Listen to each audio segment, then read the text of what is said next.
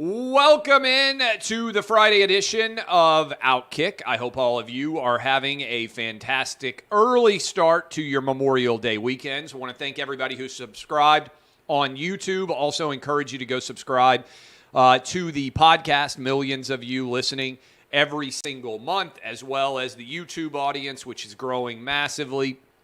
And certainly Twitter, Facebook, whatnot. So I hope all of you have a fantastic Memorial Day weekend. As soon as I finish here, I'm going downstairs, grabbing my boys, and we are headed out to go watch Top Gun Maverick to start our Memorial Day weekend off in style. But before we get there, I feel like we need to discuss what I would characterize as a fairly blockbuster press conference that happened right as we began the Clay and Buck show at noon Eastern, 9 a.m. on the West Coast, involving Stephen McCraw, Texas Department of Public Safety Director, and the details that he shared there and the impact of all of those. So the biggest takeaway is that the police are now acknowledging that they failed when they did not breach the door in time. And I'm going to talk about this with the most recent timeline. It sounds like a calamity of errors in general led to these kids being undefended in this classroom. But this is all notes that I took. So for people out there who sometimes wonder, hey, what do you have on your notepad? I don't know that you can see all the details there, but I have written down on my notepad timeline. I was listening live as we were doing the Clay and Buck radio show, just like you guys were. According to the spokesperson, at 11:27, the door was propped open to a school for a teacher to be able to go out to her car. 11:27 a.m. Central Time. At 11:28, a crash scene occurred. The car was crashed by this murderer, and he opened fire on two men near a funeral home. At 11:30, a teacher called 911, and at 11:33, this killer entered the school through the door that had been propped open by the teacher. So this is just an unbelievable and unfortunate timeline here that a teacher props open a door at 11:27, nearly identical to the time that this kid happens to crash the car, this killer, and then opens fire on two men. Why that door wasn't then shut, why things occurred as they did, I have a lot of questions about this. I'd like to know more, but the door was unlocked because it had been propped open. Now, again, I'll get into the details on this a bit more, but this is a massive part of this story because if the door is shut, then it is locked from the outside. And a lot of people are confused by this idea, but the doors are not locked on the inside. They are locked on the outside. So if this teacher doesn't decide to prop the door open and leave when she does, then when this killer walks up to the school attempting to enter, the door would have been locked. And people can say, well, that doesn't matter very much, but I think it matters a great deal here because if the door had been locked, then this killer would have had to pull out his gun and start firing at the door, theoretically, to be able to enter. Now, we don't know what the door even looks like. I haven't seen a close-up shot of this door. It's also possible that he might not have even fit through the door, right? He might have had difficulty getting into the door. This matters, right? The door not being locked was one of the reasons why these kids are dead. Now, kids are dead because of this murder, right? I want to make that clear as I'm discussing this timeline and all these details. But I do think it's important to go over all these details and find out what was done wrong, just like when a plane crashes, you go back over the black box and you look at all the details there and figure out what happened, okay? So I'm just trying to lay out the details of what happened here. So doors propped open by a teacher at 11:27 a.m. Central. 11:28, the killer crashes his car near this school. At 11:30, a teacher calls 911. What I still have not heard, and I'm trying to share as many facts as I have. I'm not claiming that I've got every single detail locked down right now, right? But what I want to know is, teacher calls 911 at 11:30. Why was every school teacher not told to lock down their classrooms as this guy has begun to shoot outside? He's shooting outside for 5 minutes, okay, because he doesn't enter the school until 11:33. So there are shots being fired outside. There's a teacher that calls 911 at 11:30. Why did they not get on the PA system and say the entire school is locked down, lock every classroom door right now? We know that these locks were pretty heavy duty because it was difficult to get through them, okay? So the killer enters the school, walks down the hallway, ends up in room 111 and 112. They're kind of joined classrooms there, and then proceeds to fire more than 100 rounds inside of that school when he walks in. This is staggering, awful to even think about. By 11:35, three police officers, according to this report today, have entered the school, and they have begun to exchange fire with the gunman. 2 minutes after he enters, they are exchanging fire with the gunman. The gunman, somehow locks the door to that classroom, locking himself inside with all of these kids. More police officers arrive. 7, in fact, are on the scene by just after 11:35. They don't breach the door to that classroom until 12:50. That means for 75 minutes, these police officers did nothing to go after this murderous killer. They allowed him to stay inside of that classroom. It's not all. According to that same press conference, 12:03, a 911 call arrives from inside of room 112. 12:10, same person, according to the report, calls back, says there are multiple dead inside of the classroom. 12:13 and 12:16, calls continue to come in. Students, at least 8 to 9 of them, are still alive, they are told, inside of these classrooms. 12:19, call comes in from room 111. 12:21, 3 shots are fired inside of the classroom. 12:36, 911 call from kids inside of the classrooms. 12:43, 12:47.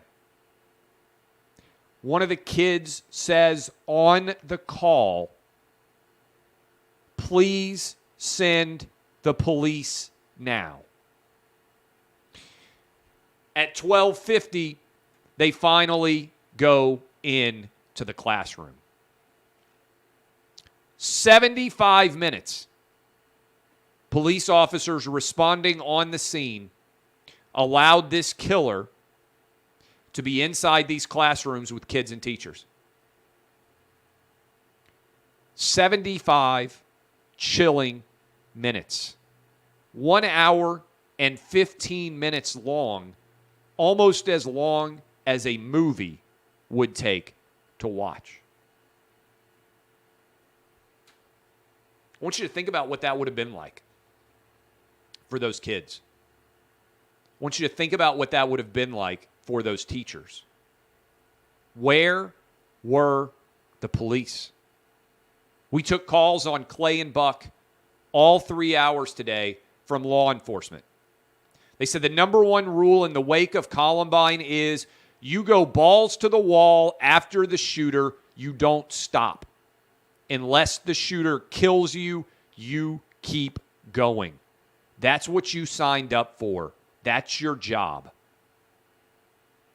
Something went horribly wrong inside of this school when it came to these police officers. Guys, they were inside this school 2 minutes after the shooter. They exchanged gunshots with him. They evidently had minor injuries in that gun battle.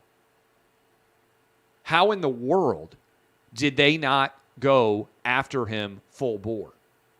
Why did they fall back? Why are there reports that they waited for a SWAT team to arrive with the Border Patrol? The BORTEC team says they arrived at 12:15.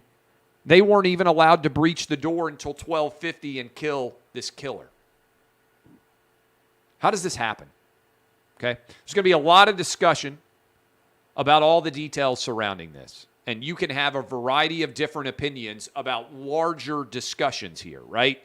Gun laws, age of purchase that should be required, amount of ammunition that can be purchased, because there are a lot of rounds of ammunition here, mental health checks, all of those things are very valid discussions. But what I want to focus on are what the facts are that we now know here. The door was left open to the school by a teacher. The gunman walked in. The classroom doors were not locked. Police were inside of this school within 2 minutes exchanging gunfire with him, and then they inexplicably fell back and allowed him to be inside of that classroom for 75 minutes with those kids and with those teachers. When these 9/11 calls come out, I hope everyone who made them is still alive. They're going to be haunting. They're going to be terrifying. What in the world were the police doing? Now, some people get upset. Say, Clay, why would you say anything negative about a police officer? Guess what? People screw up at their jobs, no matter what that job is. I don't universally praise any profession because professions are made up of humans, and humans are innately imperfect. But when you are a police officer, I would think the number one reason why you sign up to be a police officer is for this moment. For there to be an unquestioned bad guy trying to kill unquestioned little angel elementary school children. How do you not go balls to the wall after a shooter? How do you not draw his attention to you? Maybe you die. Yes, we're all going to die. But when you sign up to be a police officer, this should be the situation that you are hoping you will be able to one day prevent and save lives of children like this. Why did they fall back?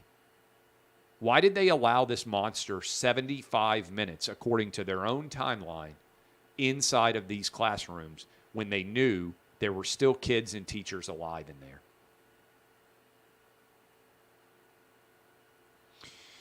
It's tough to talk about, but I think it's important to talk about because this is how we make sure that situations like this never happen again.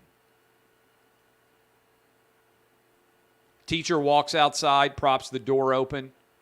Other teachers don't lock the doors inside. Was there a warning of a lockdown? Was there a warning of the shooting going on? What occurred inside of that school that left those kids and those teachers completely undefended from a homicidal maniac madman? And when they should have been protected, when 2 minutes after he entered that school, there should have been police officers, and there were police officers there in hot pursuit of him. How is it that they allowed him to lock himself in the door and they didn't do anything? We had officers calling in saying this violates every bit of training we've had for the last 20 years. You go after that guy, you draw his attention. Bunch of officers called into Clay and Buck, and they said, as long as you can keep moving, you keep moving. You shoot through the door lock, you blow it off with the shotgun, whatever you've got in your possession, and you go in. We had a caller. He said, I would go in first, and he may take me down, but the next guy coming after me might get him, or the guy after that. And either way, you're taking that fire instead of those kids and those teachers. That's what you sign up for. And so this is important to figure out exactly what happened. And again, I'm not getting into guns. There are many discussions about this guy who is indisputably the primary cause of this, right? The mass shooter, the killer, is the number one person to blame. And I understand we end up in a blame factory and everybody else gets blamed for these things. But it is important to go back through all the protocol and find out why that door was open, why those kids' classrooms weren't locked down, why the police waited 75 minutes in order to go in and kill this guy. How does all of that happen? How does that failure occur? Why is there no lockdown warning? These are all important details that can help to prevent, in the event of another mentally insane murderer, can help to prevent this from ever happening again. I think these facts matter. Not trying to argue with anybody politically.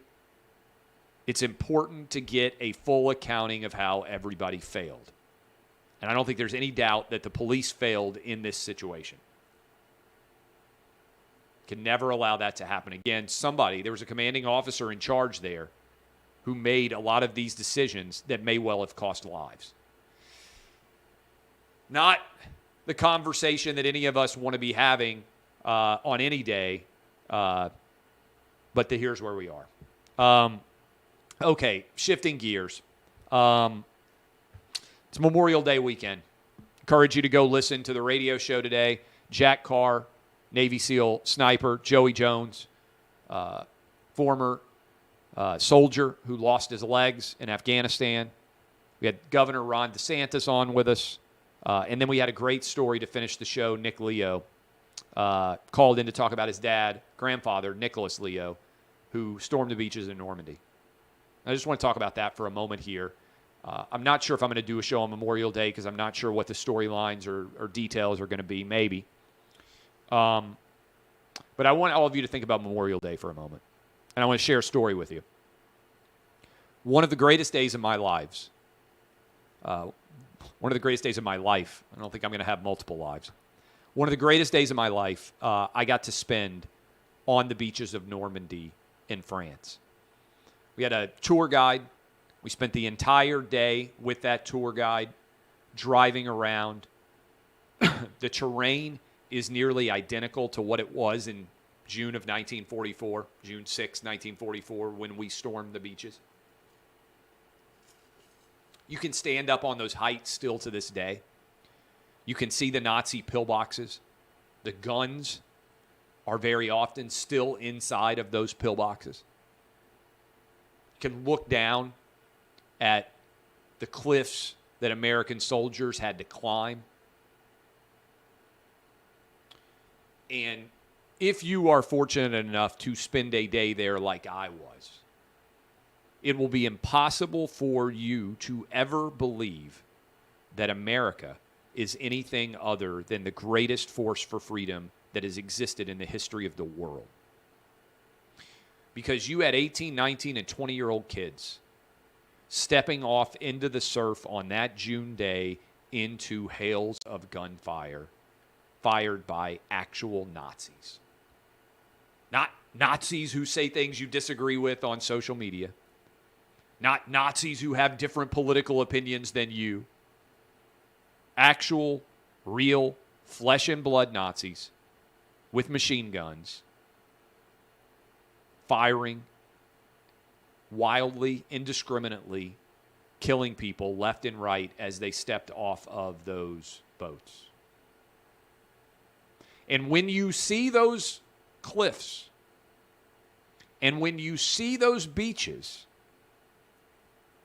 it truly will become impossible for you not to stand in abject and unbelievable honor in front of all of those places where these men gave their lives.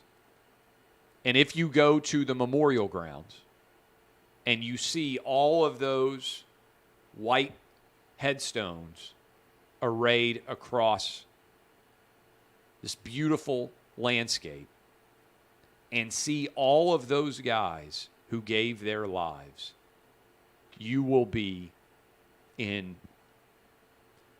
disbelief over the staggering amount of bravery they showed. I want to tell you a story I think is emblematic of that bravery. A lot of the guys in the 101st Airborne trained as paratroopers. Just want you to think about this as you go into your weekend. All of you have fantastic times with your friends and family. Just want you to think about this story. A lot of those paratroopers, a lot of those kids who signed up to jump out of airplanes and parachute into Europe to fight Nazis, the very first time they'd ever been in an airplane, they jumped out of it. Just want you to think about that for a minute. I was talking with my dad recently, and he said, you know, your grandma and your grandpa never ever got on an airplane. And I was named after Clay Travis. My grandfather grew up in Kentucky, Muhlenberg County, dirt poor, worked in coal mines, ended up coming down to Nashville, 8th grade education, dropped out of school after that, came down to Nashville, ended up working in the DuPont plant in Old Hickory, lived his entire life, never got in an airplane. It was his generation. A lot of these kids had never been in airplanes before. Very first time they ever went up in an airplane, they jumped out of it and parachuted to the ground. No matter how old you are, I want you to think about that for a minute.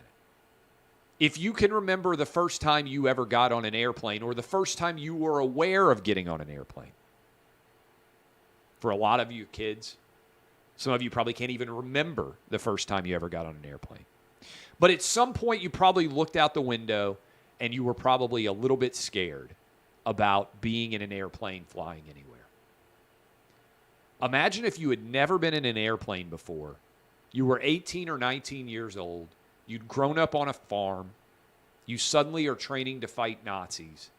And the very first time you go up in an airplane, you jump out of it.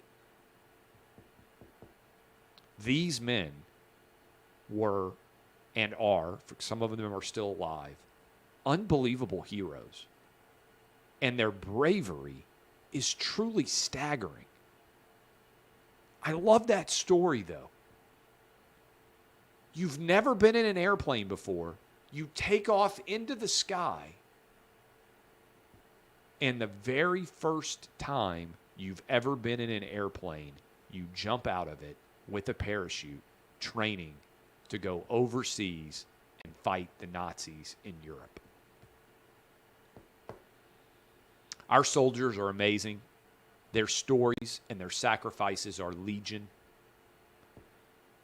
I just want you to think about that a little bit as you go into your weekend.